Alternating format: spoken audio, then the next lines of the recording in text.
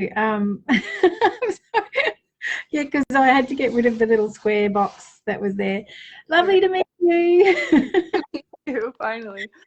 Hi everyone, this is Linda from Nomad Stays. I'm the co-founder of Nomad Stays, and this is the lovely Claudia, who is one of our bloggers over at the Global Adventure Nomad blog. Hi Claudia, where are you coming from today? Hi, we're in Split, Croatia currently. Oh, nice.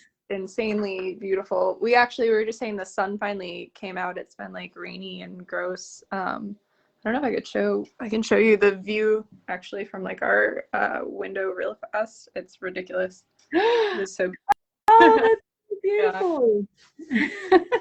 I've been to Split before. Mark and I were riding our motorcycles through Split, and we went over to Hava.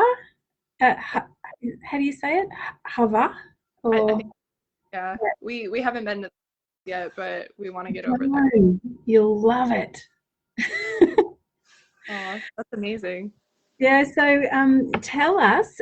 So I'll just let everybody know what we're doing here. We're just getting to know the bloggers here at Nomad Stays, and we love to understand the story behind the blogger. So Claudia is going to share her story with us of how she became a travel blogger and what she's doing as a nomad in Croatia.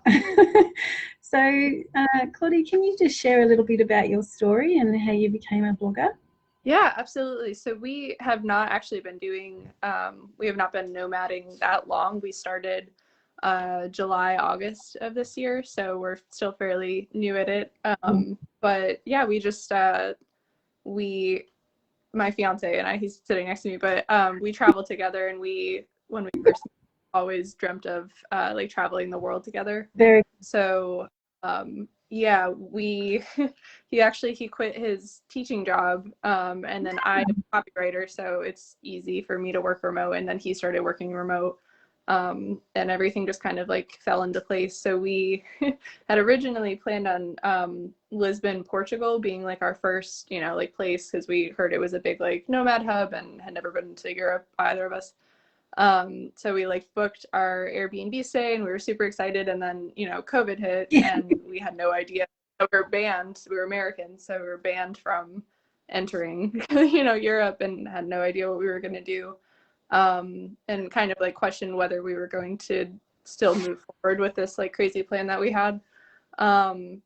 And we decided that we just didn't want to stay. We lived in Memphis. We just didn't want to stay in our apartment for another year, and go back to our jobs and continue doing what we were doing. We'd rather, if we were going to be, locked down or quarantined, like we at least wanted to be, somewhere else. And then when the pandemic ended, we'd be there, and like ready to continue traveling. So we booked, to the UK, and did like a 2-week quarantine there to be able to get into Europe to our stay in Lisbon, and it all worked out perfectly, thank God. But that's our crazy whirlwind story. It was not. Very interesting, because you started your journey in between the time that most people were saying, I think my idea of being a digital nomad is just not going to happen. But Yeah. you went against the grain, basically swimming upstream, Yeah.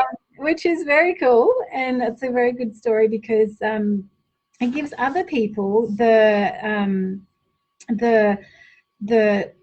sort of, knowledge of, oh, well, maybe I'm not as crazy as I thought I was, because these guys are doing it in the time where they say that it can't be done. Yeah. So it's interesting you say that, because we have a good friend who's an Australian, and he just came out of Croatia, and he's been traveling the Balkans since COVID. He's a new nomad as well, and he's in finance, and he and his girlfriend, who's from America as well, they have been crossing borders in between COVID. So where else have you been this year? Yeah. So we started in the UK, in the English countryside, in the middle of nowhere, this town called Barnsley. At our quarantine, and then we stayed an extra 2 weeks, so a month there, and then went to Lisbon, Portugal. for like a stay, and then went to Krakow, Poland for 1 month. What was yeah, that like?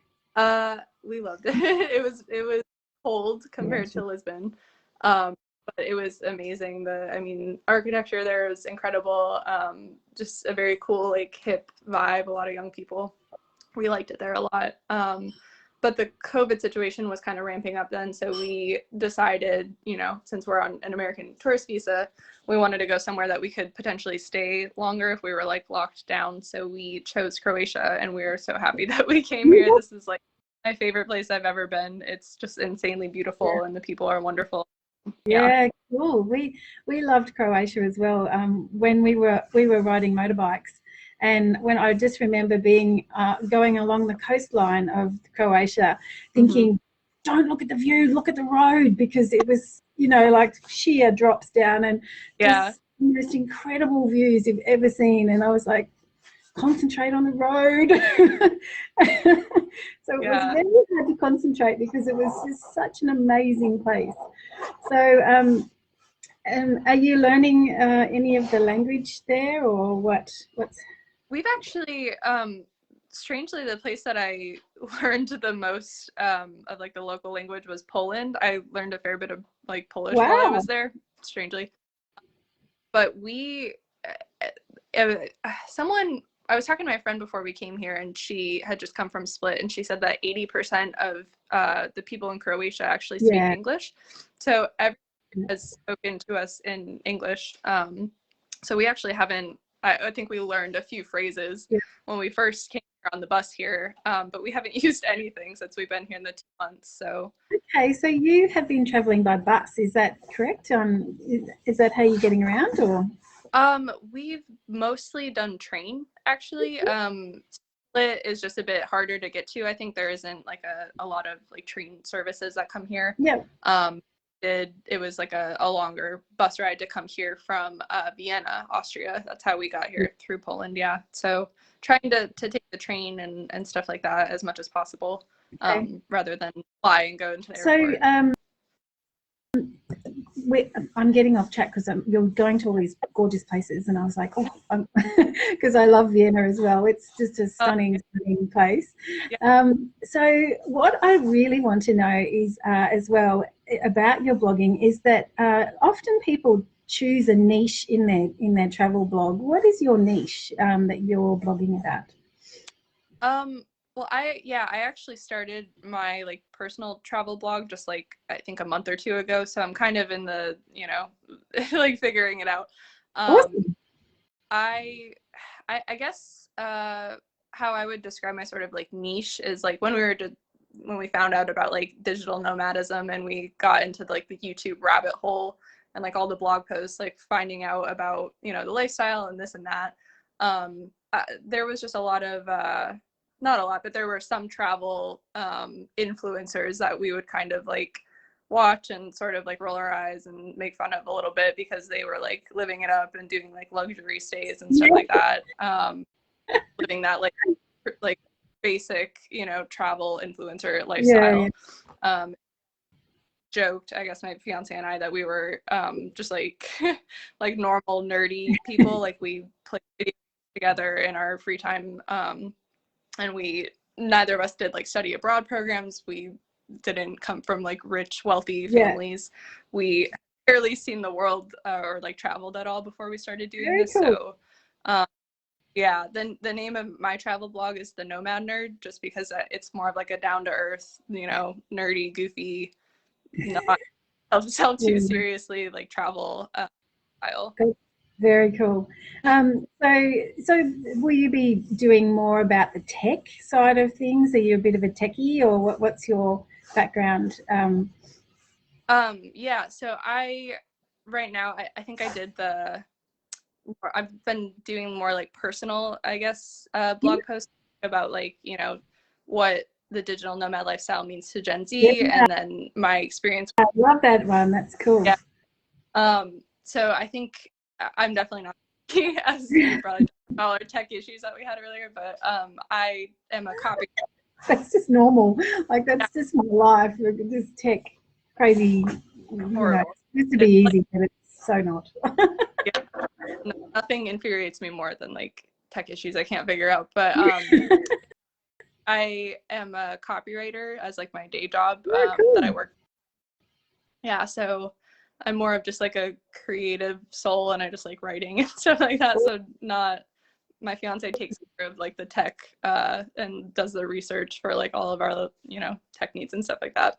But just like personal accounts of like our travels and stuff like that, and then just I guess the future of like the digital nomad world, and like how I don't know, I would love to help like young people like me who are maybe like in college and stuff like that really discover this lifestyle for themselves. And you know, at least some parts of it, like the location independence element into their lives, just because like when I graduated college, I had no idea that this was even, like an option. I don't even know. So it's like I would love to spread the word sort of, and like let people know that this is an option and it's not as scary as it might look. And just jump in and do it. yeah.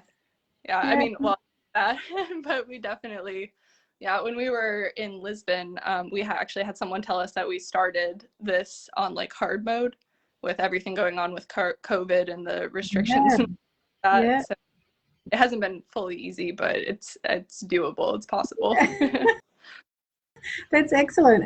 It's really refreshing to hear that kind of story, because everyone seems to be, you know, struggling with their own kind of thing, like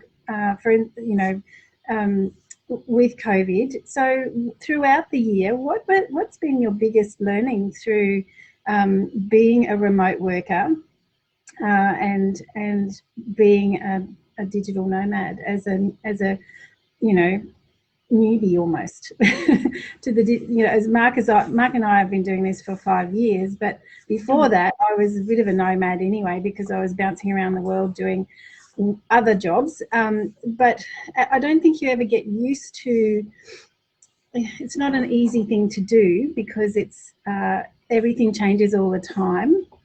So what are the things that you have found that perhaps you can, you know, help others do the lifestyle that you learnt this year? I feel like I've learned so much in literally just like the 5 or 6 months we've been doing this. It's crazy. I've learned like 10 years worth of life lessons in such a short span of time. So it's hard to like, I don't know, like put everything into words, I guess. I would say one thing that I have definitely learned is I am like shocked at how little I can live on, if that makes sense, or like live with. How cool is that? Yeah, like I was so concerned. I spent you know, weeks and weeks like making Pinterest boards and writing out lists and stuff of like the outfits that I could bring, that I could like mix and match, and like make sure that I was like making the most room out of my suitcase, and like trying to figure out how to, you know, as much as possible. And I mean, like 2 months ago, I donated like a bunch of stuff that I was just like I don't even wear that. I don't need it. I'd rather not carry it. Like, I'm just gonna get rid of it. So I feel like I'm definitely not like fully a minimalist. Like I love stuff. I love shopping, but this has definitely opened my eyes to like, oh, you maybe don't actually need any of that stuff. You know, like it's not like it's more great to have. Really interesting, because when Mark and I were traveling on the motorbikes, we had 2 panniers, and that's all we had. And it's just like having one suitcase, that you only have one suitcase, and if it goes over the one suitcase thing, then, you know, it has to go. Something has to go. Or someone gives you a T-shirt and you go, great, thanks. Or because we used to do we still do quite a few startup weekends, and they give us a T-shirt and we're like, I got to get rid of something to accept this gift.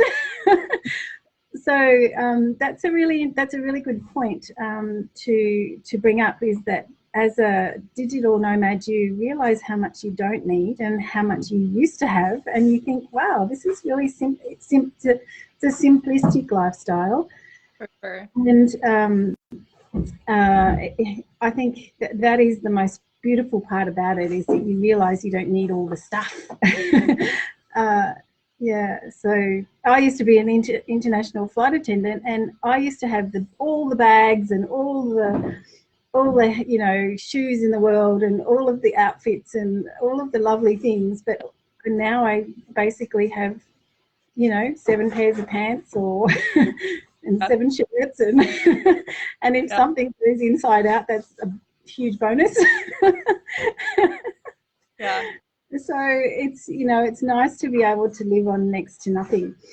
So with your blogs, what do you find that you're saying yes to things more than you used to say as well, like what's being a freelancer?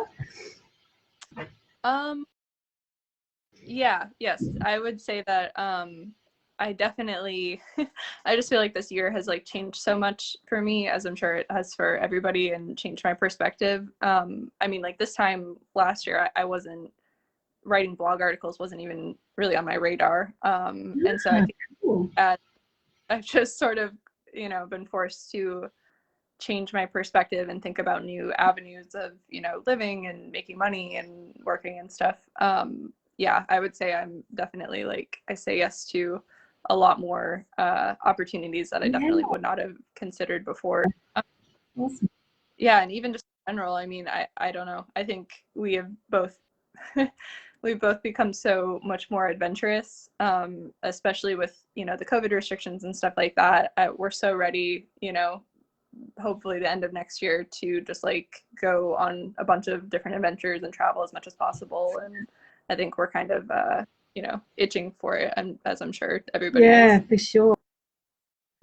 And are you utilising co-working spaces while you're there? Because I know that Croatia has got a huge community of co-working spaces, and it's a bit of the latest kind of digital nomad place to hang out. Would you say? Yeah. Or? Yeah. So we did do some like daily passes in Lisbon for Selena, which is like a beautiful chain. It was amazing. We loved them. They were so nice and so awesome. And honestly, that got us really hooked on co-working spaces, just because before that we were like kind of on the fence about it. Yes. Yeah, after our first day, we were like, oh yeah, I understand why people go to co-working spaces. And so you hadn't been to a co-working space before that? No. Yeah, for me, I only started working remote this year. So I was in an office setting, you know, last year. So I think that was why I was kind of turned off by like co-working spaces, because I was like, well, why would I, you know, pay to work in an office when that was the experience? That's what I'm trying to get away from, you know. Yeah, no, we understood after. I never really thought about that people would think that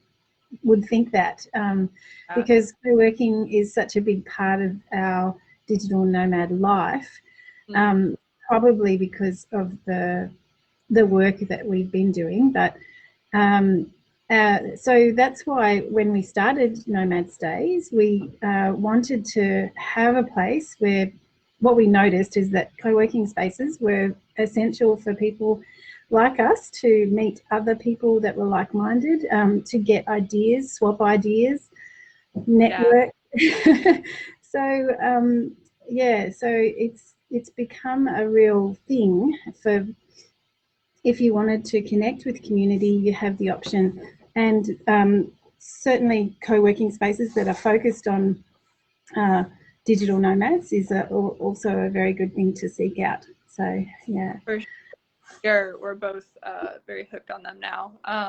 It's such a different environment than a typical office, I guess. It's so much more like flexible and fluid and fun, and you get to meet so many people. It's awesome. But we actually, we did co-working again in Krakow, and then it's weird and difficult right now, I think, with like COVID. It's still going on in Croatia, but I think we took a month off just because we weren't really sure what was going on. We'll probably start up again next month for sure. Okay, cool. So what other, so for people who are new bloggers, what would you recommend for them to start their blogging, even if they're at home and they're thinking they'd like to do something like that? What would you recommend for them to do? for bloggers who are just starting, had never written like Adding blogs. up. Yeah. Travel Mm. bloggers or bloggers. What did Yeah. you do with it? Because it's interesting to go back and think about your own journey and how you started. What would you recommend? Like, what platforms would you use? And Yeah. would you I think start that, your own blog or just write for others? Or? yeah, I think, I mean, as much experience, I would say write as much as possible and write for everyone, you know, you possibly can. I just started writing on like Medium when I was first starting out, and the Odyssey Online, that was like when I was in college. And as I continued to write articles, more and more people would like reach out to me, or I would, you know, interact with people and follow people who would just give me better ideas and make me like a better writer and blogger. I would just try to write as much as possible. Maybe not every day, but at least a few times a week. I think that will strengthen your writing. That will not only strengthen your writing, but I think it will help you build connections and possibly be published in other places. When I actually first started writing for Odyssey in college, which is just like, it's like a college blogging sort of like Medium website. I didn't do it at first just because I had a lot on my plate when, you know, the editor-in-chief reached out to me. And my second article, after I finally said yes, got picked up by 17. They asked me if they could republish it, which was like, I mean, I was like starstruck just because I had read 17 when I was like a little girl, and you know, it was like my favorite. And that led to a lot of like opportunities. So it kind of, you know, it's like a domino effect almost. And so if I hadn't said yes, that wouldn't have happened. Yeah. I would say. Nice. That's great. That's really good. And do you use LinkedIn at all for your, like, to search out articles or to practice writing articles? That's where I started, was to practice and be in my scary place, because LinkedIn to me is like all these professionals and they're all watching you and you're like, it's totally my scary place. So I started to blog, I guess, do articles there when I was doing my coaching. So would you recommend, is that something that you do, or? I don't publish any articles on LinkedIn, but I probably should. That's actually a really good idea. It's fun. And I don't know why I haven't thought to do that before. But I've also seen, I think Medium is great, and I've seen a lot of people, like publish their Medium articles on there. So I think it's a fantastic platform for like, that's probably why I haven't, maybe I'm a little intimidated subconsciously just because it's such a professional, like, you know, space with like experts. But I think it's a great way to connect with, you know, other like smart people. Definitely. So what are the other platforms that you would use for your, you know, for social media and blogging specifically? Yeah, for blogging specifically, I love Instagram, but I for blogging it's not, at least for me, it's not the best. Just because it's kind of hard to get people to click on a link and go out from there. Yes. This has actually been incredible though. I just like organically doing Pinterest posts has gotten me more, you know, link clicks. It's hard to say, like link clicks in my blog than like any other platform. I think Facebook is great too, but Pinterest is definitely, you know, people are going on there to find blog posts and stuff like that. So I think totally agree with that. Yeah. And you know, it's funny because I've just been years and years ago, I think when I first started being a digital nomad, I started a page on Pinterest. And then I got so busy with, you know, being busy and, you know, I didn't utilize it, and it's been there, sitting there for 5 years, and I haven't really used it. And then this year I read an article about Pinterest that it has gone up from 250 million viewers or users to 400 million users Wow. this year. So it's a place where you want to be if you're a blogger, for sure. Yes. Definitely Nomad Stays, we have had a page there for a while, but this year I've been working the page and it's just incredible. And also with Global Adventure Nomad blog for Nomad Stays, we have started to do articles, and thanks to you and the other bloggers, we have got some wonderful blogs there. And it really does make a difference because, and it's a great place to also, get lost in ideas and things like that. So you learn a lot just by watching people on Pinterest specifically. And I totally agree, and I would definitely recommend people go onto Pinterest if you're a blogger. What other, is there anything else that you use? Do you use TikTok? Do you use Twitter? I have a Twitter. I probably should post a blog post. It's hard with social media platforms because there's obviously like so many different places that you can post your article, but you also go crazy and like you want to keep your sanity. So I've mostly I'll post my blog articles. I do like Medium, Facebook, Instagram, but mostly like Pinterest is what I've been leaning into lately. Really good. I have a Twitter account. Twitter, I could see being really awesome. I think it takes a little bit to build on there though, so that's one of the platforms that I'm kind of like, do I want to add that on my plate? Twitter is more TikTok about sorry, just no, go ahead.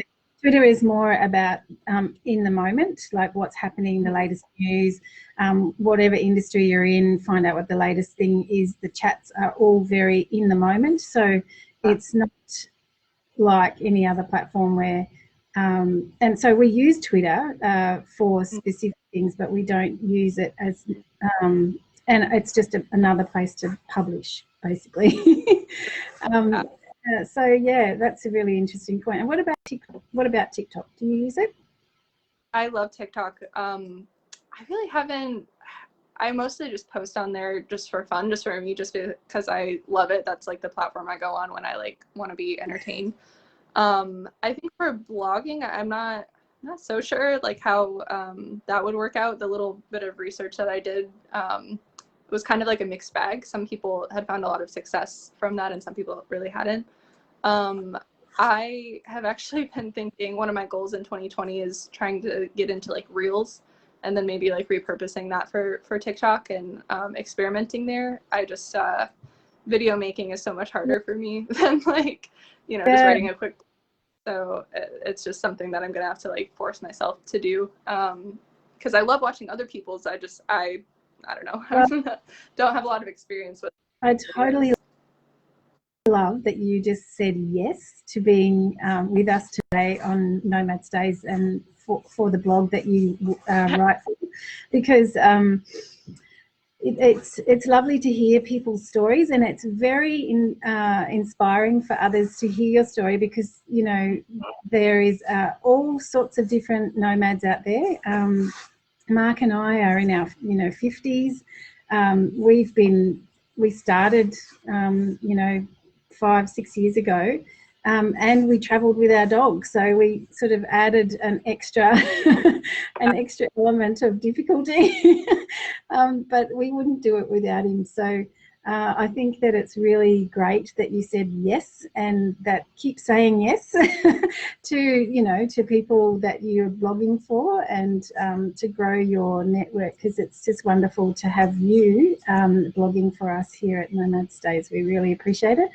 So if you haven't seen any of the blogs that we have produced, that people like Claudia have produced for us over at globaladventurenomad.com, then go over, check it out, and we'll also leave Claudia's contact here. We'll put a little note at the bottom so you know how to contact her. And if you want to leave your Pinterest or any other platform that you like to, then please leave it in the comments, and then, you know, people can follow you and learn from you, because everybody's learning from everybody else. Yeah, and from Yeah.